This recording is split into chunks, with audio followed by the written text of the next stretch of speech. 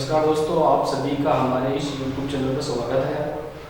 पिछले वीडियो में पढ़ रहे थे मरुस्थल की विशेषता और उसी को आगे पढ़ते हुए आज अगली विशेषता पढ़ते हैं। देखो, एक तो होती है पलाया, एक होता है टाटियारन, एक होता है नाड़ी या पोखर, नाड़ी या पोखर, और एक होता है खड़ी। क्या क्या होता है? पलाया, टाटियारन, नाड़ी या पोखर, खड़ी। सबसे पहले बात करूं मैं इनकी। दो बालू का स्तूप है।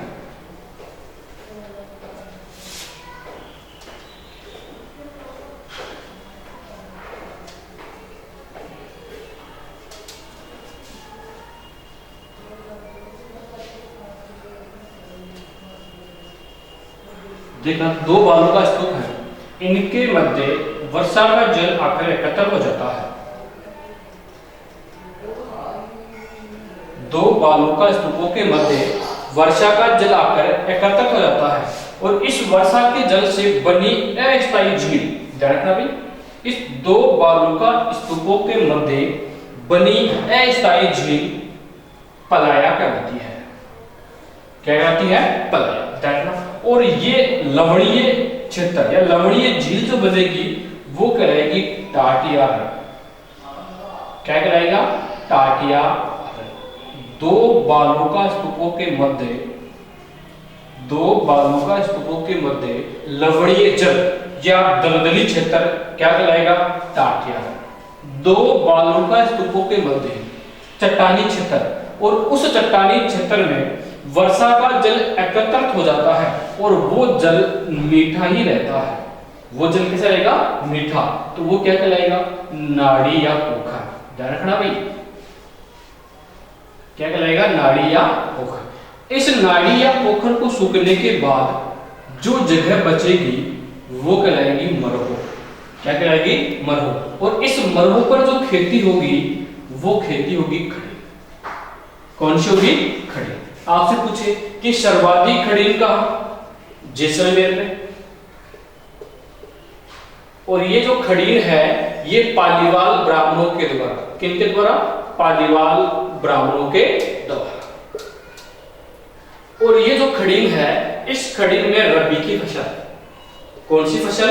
रबी की फसल। और रबी की फसल में सर्वाधिक गेहूं, जौ, चना, और इन तीनों के मिश्रण को कहते हैं बेजड़। क्या कहते हैं? बेजड़। तो याद क्या याद रखोगे? दो बालू का स्तूपों के मध्य बनी अस्थायी झील पलाया, ये जल लवणीय क्षेत्र हो जाए, लवणीय हो जाएगा या दलदली क्षेत्र हो जाएगा तो क्या कहलाएगा? टाटियारन। ये जल मीठा ही रहेगा तो क्या कहलाएगा? नाड़ी या पोखर। नाड़ी या पोखर को सूखने के बाद जो जगह बचेगी क्या कहलाएगी? मरहो। इस मरहो पर जो खेती करेंगे वो क्या कहलाएगी? खड़ी। सर्वाधिक खड़ी का जैसलमेर। और खड़ी किनके द्वारा? जैसलमेर में पालीवाल ब्राह्मणों के द्वारा। फसल कौन सी? रबी की फसल। और इसमें गेहूं, जौ, चना तीनों मिश्रण रूप में उगाया जाता है, जिसे क्या कहते हैं? बेजड़। क्या कहते हैं? बेजड़। अब आपसे पूछे कि सर्वाधिक टाटियारन जैसलमेर, सर्वाधिक टाटियारन कहां होता है? जैसलमेर में। और जैसलमेर में मुख्य रूप से बरमशा, भाकरी, पोकरण और कनौर, ये सारे टाटियारन हैं जैसलमेर में। बरमशा जैसलमेर में, भाकरी जैसलमेर में, पोकरण कहां? जैसलमेर में, और कनौर कहां? जैसलमेर में। अगर जोधपुर में पूछे तो जोधपुर में है बा। अगर बाड़मेर में पूछे तो बताना थोब। बाड़मेर में थोब है, जोधपुर में बाप है। अगर यही चूरू में पूछे तो ध्यान रखना ताल छापर और रनिहार, ये रखना। तो पलाया, टाटियारन, नाड़िया पोखर, खड़ी अलग अलग ध्यान रखना भाई। खड़ी जैसलमेर में और टाटिया नदी कहाँ, जैसलमेर में। ये ध्यान रखना। अब बात करें आगे,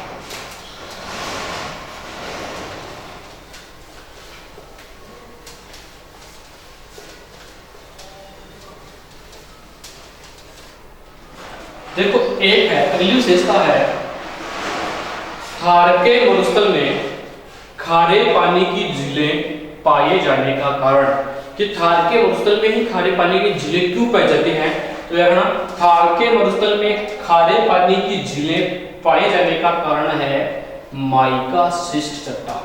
देखना भी, थार के मरुस्थल में चट्टान कौन सी, माइका शिष्ट चट्टान, और इस माइका शिष्ट चट्टान में कैल्शियम, पोटेशियम, मैग्नीशियम, ब्रोमियम तत्व पाए जाते हैं, और ये तत्व जल के संपर्क में आकर, ये तत्व जल के संपर्क में आने से NaCl का निर्माण करते हैं, सोडियम क्लोराइड का निर्माण करते हैं, जिसके कारण मरुस्थल में खारे पानी की झीलें पाई जाती है। तो देखना विशेषता थी, थार के मरुस्थल में खारे पानी की झीलें क्यों पाई जाती है, क्योंकि चट्टान कौन सी, माइका शिष्ट। माइका शिष्ट चट्टान में कैल्शियम, मैग्नीशियम, ब्रोमियम, पोटेशियम तत्व पाए जाते हैं। ये जल के संपर्क में आकर किसका निर्माण करेंगे भाई, NaCl या सोडियम क्लोराइड का, और जल इस सोडियम क्लोराइड के कारण ही मरुस्थल में खारे पानी की झीलें पाई जाती है। ध्यान रखना भाई, भारत में डेजर्ट जोन 142। अगली विशेषता है कि भारत में कितने डेजर्ट जोन पाए जाते हैं, तो 142। अगर राजस्थान में पूछे तो 50, राजस्थान में पूछे तो कितने हैं, 50। अब बात आती है कि डेजर्ट जोन कहते किसे हैं, वह क्षेत्र जहां भूमिगत जल स्तर नीचे चला गया और वह क्षेत्र धीरे धीरे जल के कारण अनुपजाऊ, बंजर हो रहा है, उसे क्या कहते हैं, डेजर्ट जोन। तो भारत में कितने क्षेत्रों को शामिल किया गया है, 142 को, और राजस्थान में 85 को। और इन क्षेत्रों में हाल ही में केंद्रीय भूजल बोर्ड ने, हाल ही में केंद्रीय भूजल बोर्ड ने निम्न स्थानों पर जल दोहन पर क्या लगाई है, पाबंदी। वो स्थान कौन कौन से हैं, जिस पर या जहां पर जल दोहन पर क्या लगा दी गई है, पाबंदी। पहला तो है पोखरण है, पहला तो है पुष्कर, ये तो है अजमेर में जल दोहन पर पूर्णतः पाबंदी। एक है झोटवाड़ा जयपुर, एक है बहरोड अलवर, एक है धोध और श्रीमाधोपुर, ये है सिक्का। एक है मंडावा और सूरतगढ़, यह है झुंझुनू में। एक है रानीवाड़ा, भीनमाल, जयपुर। इन राजस्थान के इन स्थानों पर जल दोहन पर क्या लगा दी है, पूर्णतः पाबंदी। तो कितने डेजर्ट जोन, 142, राजस्थान में 85, इन क्षेत्रों पर पूर्णतः जल दोहन पर क्या है, पाबंदी। ये ध्यान रखना। अगली जो विशेषता है,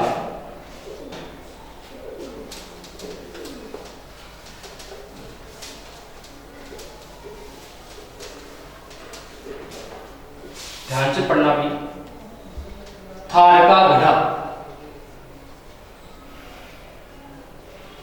थार का गढ़ा, थार का गढ़ा कहते हैं चंदन नलकूप को। किसे कहते हैं, चंदन नलकूप। चंदन नलकूप है कहां, जैसलमेर। कहां है भाई, जैसलमेर। और किस क्षेत्र में है ये, लाठी सीरीज क्षेत्र में। ध्यान रखना भाई, थार का गढ़ा कहते किसे हैं, चंदन को। चंदन नलकूप है कहां, जैसलमेर में, और जैसलमेर में कहां, लाठी सीरीज क्षेत्र में। ध्यान रखना भाई। एक है रेगिस्तान का जल महल, रेगिस्तान का जल महल, ये कहते हैं बाटाडू का कुआं। बाटाडू का कुआं। और बाटाडू का कुआं कहां स्थित है भाई? बाड़मेर। दोनों किसी ध्यान रखना भाई, एक तो है थार का गढ़ा और एक रेगिस्तान का जल महल। रेगिस्तान का जल महल पूछे तो बाटाडू का कुआं है कहां? बाड़मेर। अगर थार का गढ़ा पूछे तो चंदा नलकूप है कहां? जैसलमेर में। और जैसलमेर में कहां? लाठी सीरीज क्षेत्र में। अगली जो विशेषता है मावठ। क्या भाई? मावठ। ध्यान रखना, मावठ पश्चिमी राजस्थान में शीतकाल में होने वाली वर्षा। किस ऋतु में भाई? शीत ऋतु में होने वाली वर्षा। और ये मावठ होती है भूमध्य सागरीय पश्चिमी विक्षोभों से। देखना भाई किन से होती है? भूमध्य सागरीय पश्चिमी विक्षोभों से। और मावठ को कहते हैं गोल्डन ड्रॉप्स। क्या कहते हैं भाई? Golden drops. देखना भाई, मावठ शीतकाल में किन से होती है? भूमध्य सागरीय पश्चिमी विक्षोभों से। और कहते क्या है? Golden drops. एक है सांप की प्रजाति पीवना। पूछेगा पीवना क्या है भाई? सर्प की प्रजाति। पीवना क्या है? सर्प की प्रजाति। कहां पाया जाता है? जैसलमेर। इस पीवना सर्प का रंग कैसा है? पीला। रंग कैसा है? पीला। और इसकी विशेषता क्या है? ये श्वास में क्या छोड़ता है? जहर छोड़ता है। श्वास में क्या छोड़ता है? जहर छोड़ता है। तो याद रखना चारों चीज। थार का गढ़ा चंदन नलकूप कहते हैं, है कहां? जैसलमेर। रेगिस्तान का जल महल बाटाडू का कुआं है कहां? बाड़मेर। मावठ शीतकाल में पश्चिमी राजस्थान में भूमध्य सागरीय पश्चिमी विक्षोभ से होने वाली वर्षा है। क्या कहते हैं? Golden drops. पीवना क्या है? सर्प की प्रजाति। कहां पाया जाता है? जैसलमेर। रंग कैसा? पीला। और जहर का छोड़ेगा? श्वास। ये ध्यान रखना।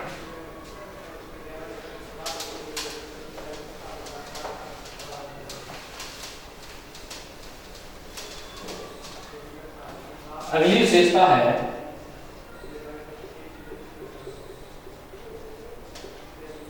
रेगिस्तान मार्च। क्या है? रेगिस्तान मार्च किसे कहा जाता है? ध्यान रखना, मरुस्थल का धीरे धीरे आगे बढ़ना। मरुस्थल का धीरे धीरे आगे बढ़ना रेगिस्तान मार्च कहलाता है। और रेगिस्तान मार्च की दिशा ध्यान रखना, दक्षिण पश्चिम से उत्तर पूर्व। दक्षिण पश्चिम से उत्तर पूर्व। और सर्वाधिक रेगिस्तान मार्च होता है किसके कारण? बरखान बालू स्तूप के कारण। रेगिस्तान मार्च में सर्वाधिक योगदान किसका होता है? बरखान का। किस दिशा में होता है? दक्षिण पश्चिम से उत्तर पूर्व। और रेगिस्तान मार्च होता क्या है? मरुस्थल का धीरे धीरे आगे बढ़ना। एक है नाचना। नाचना एक गांव है भाई। कहां है? जैसलमेर में।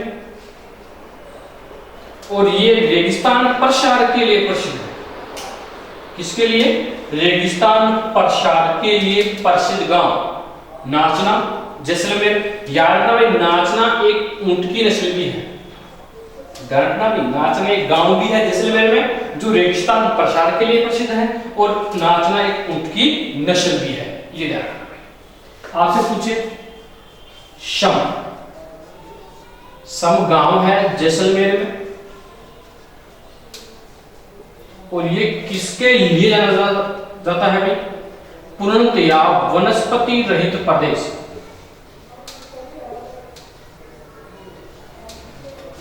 सम है का जैसलमेर किसके लिए प्रसिद्ध है? पूर्णतया वनस्पति रहित प्रदेश। ये ध्यान रखना, ठीक है। एक है आपका रुक्ष क्षेत्र। ध्यान रखना, डॉक्टर ईश्वरी प्रकाश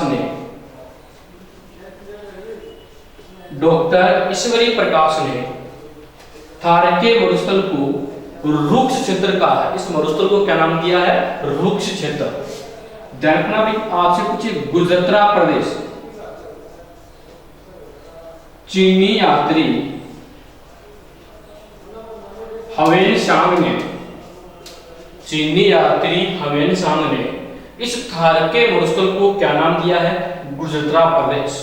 और ईश्वरी प्रकाश ने क्या नाम दिया है? रुक्ष क्षेत्र। एक बात का और ध्यान रखना, नेहड़ प्रदेश, कौन सा प्रदेश? नेहड़ प्रदेश। जालोर और बाड़मेर, जालोर और बाड़मेर में इस मरुस्थल के भूभाग को क्या कहते हैं? नेहड़ प्रदेश। एक है थली प्रदेश, कौन सा है? थली। तो याद रखना, उत्तर पूर्वी मरुस्थल के ऊंचे भूभाग को, उत्तर पूर्वी मरुस्थल के उच्च भूभाग को थली कहते हैं। एक है तली, एक है तली। तो दक्षिण पश्चिमी नीचे मरुस्थल के भूभाग को क्या कहते हैं? तली। देखो एक एक चीज है, रेगिस्तान मार्च क्या है? मरुस्थल का धीरे धीरे आगे बढ़ना रेगिस्तान मार्च कहलाता है। रेगिस्तान मार्च दक्षिण पश्चिम से उत्तर पूर्व की ओर होता है और सर्वाधिक किस बालू का स्तूप के कारण? बरखानी के कारण। नाचना एक गांव है, जैसलमेर में है। ये रेगिस्तान प्रसार के लिए जाना जाता है और ऊंट की नस्ल भी क्या है? नाचना। एक गांव है शमगांव, जैसलमेर में है। इसकी विशेषता है पूर्णतया वनस्पति रहित प्रदेश समगांव जैसलमेर।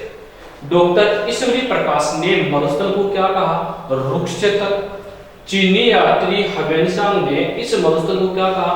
गुजरात प्रदेश। जालोर बाड़मेर में थार के मरुस्थल को नेहड़ प्रदेश कहा जाता है और मरुस्थल के उत्तरी पूर्वी उच्च भूभाग को थली कहते हैं और दक्षिणी पश्चिमी नीचे भूभाग को तली कहा जाता है। ये ध्यान रखना।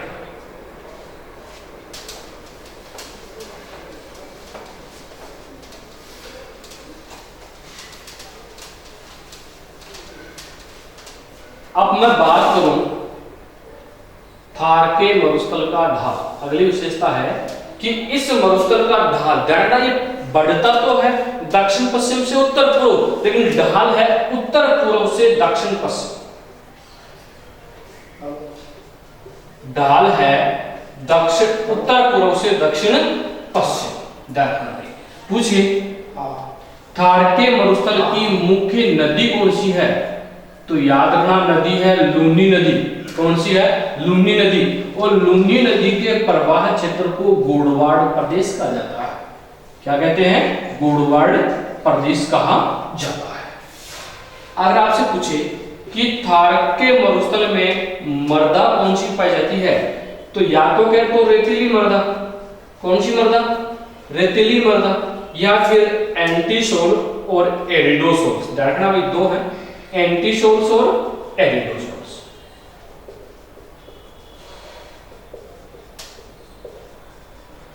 मृदा का नाम है रेतीली मृदा या एंटीसोल्स या एरिडोसोल्स।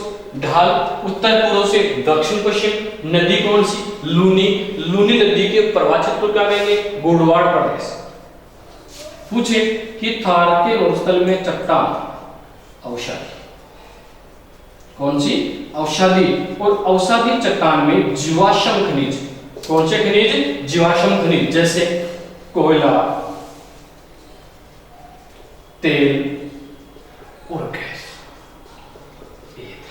चट्टान औषधि है, जीवाश्म खनिज, कोयला, तेल, गैस पाए जाते हैं। नदी लूनी, प्रवाह क्षेत्र गोड़वाड़ प्रदेश, मृदा रेतीली मृदा, एंटीसोल और एरिडोसोल्स। ढाल उत्तर पूर्व से दक्षिण पश्चिम। ये तो थी मरुस्थल की मुख्य मुख्य विशेषता। अब बात करते हैं मरुस्थल का वर्गीकरण।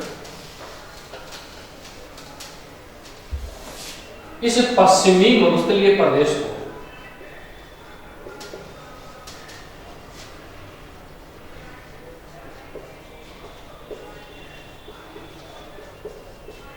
पश्चिमी मरुस्थलीय प्रदेश को दो भागों में, ध्यान रखना भाई, कितने भागों में बांटेंगे? दो भागों में बांटेंगे। एक तो है शुष्क प्रदेश, एक तो है शुष्क प्रदेश और एक है अर्ध शुष्क प्रदेश।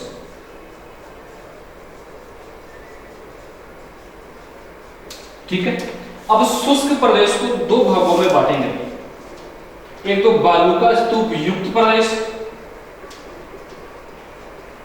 बालू का स्तूप युक्त प्रदेश जहां रेत की टीलें पाई जाते हैं, ये तो है 58.50% भूभाग पर। एक है बालू का स्तूप मुक्त प्रदेश, बालू का स्तूप मुक्त प्रदेश जहां रेत की टीलें नहीं पाई जाती, ये है 41.50% भूभाग पर। और इस अर्ध शुष्क को भी 4 भागों में बांटेंगे। कितने भागों में बांटेंगे? 4 भागों में। पहला है घग्गर बेसिन, दूसरा है शेखावाटी प्रदेश, तीसरा है नागौरी उच्च भूमि,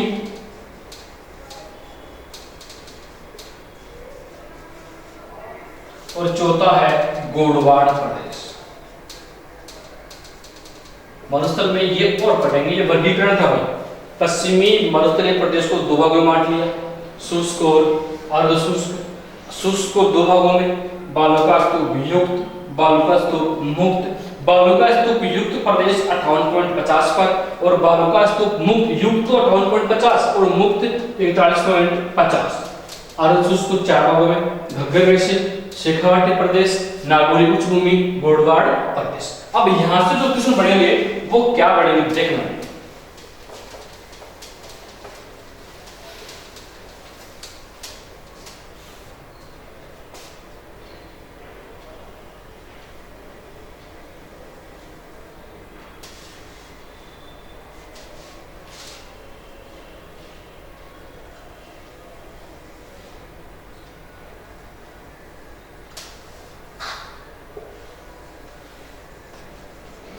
ये तो आप याद रखें।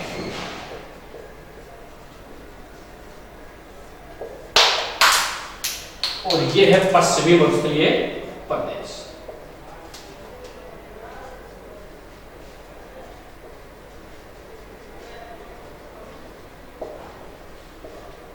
ठीक है, अब देखो ध्यान रखना, ये अरावली है, ये राजस्थान को 2 भागों में बांटती है। ठीक है, इधर और इधर। तो याद रखना, इस थार के मरुस्थल को अरावली से या राजस्थान को 2 भागों में बांटने वाली वर्षा रेखा है 50 सेंटीमीटर समवर्षा रेखा। बहुत बार एग्जाम में पूछा गया क्वेश्चन है कि राजस्थान को 2 भागों में बांटने वाली रेखा है 50 सेंटीमीटर समवर्षा रेखा, या मरुस्थल को अरावली से अलग करने वाली रेखा है 50 सेंटीमीटर समवर्षा रेखा। ठीक है, अब पूछे कि यहां से यह है 0 सेंटीमीटर समवर्षा रेखा।